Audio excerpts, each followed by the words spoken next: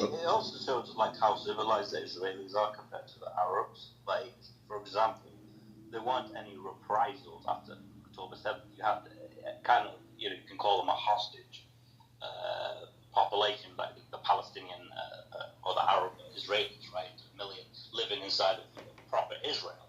They weren't attacked. They weren't mobbed. But look, like in Syria, there were reprisals. There were domestic terror attacks. Fucking villages, right?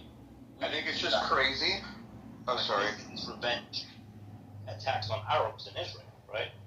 I never heard about that. I was just gonna say though that like us American Jews, I don't know how many in this room. Chase, you might not be American, but like how Eden Alexander was treated, like he's an American Jew.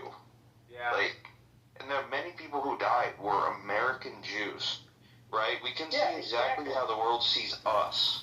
How they see me and you. That's exactly fucking right. There were American Jews that were taken hostage in there and treated like they were fucking nothing. It's like you tell me that if I was taken hostage by ISIS, that you would sit on the internet and say, "Who gives a fucking shit?" Well, then it's crazy, like but our it's true. personality around.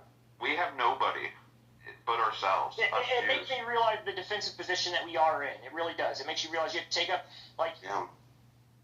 it's serious shit. It really is. An argument I've made with the Palestine thing, this is a great thing of why law enforcement should exist.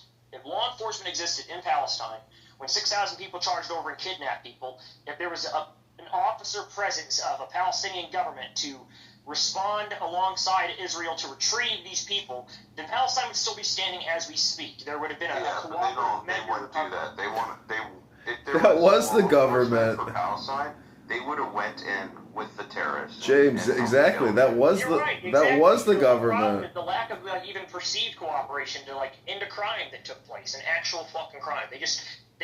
Every single part of them were just like, we're part of it, we love it, yay, we're gonna celebrate. So it's like you're guilty. It's just. But how much longer is? You have to leave. You've been deported. Why isn't Netanyahu going in now? Like, what is his calendar and schedule telling him that he's preventing a full-on, liberation operation and then a mass deportation? Like, what is his calendar telling him, or what's preventing him from actually carrying out the final mission? I think it's the approval of Donald Trump.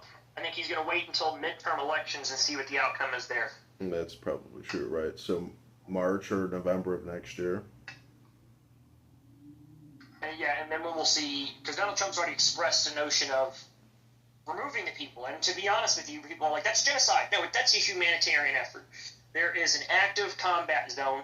Civilians are not supposed to be in an active combat zone. Never in recorded history in international law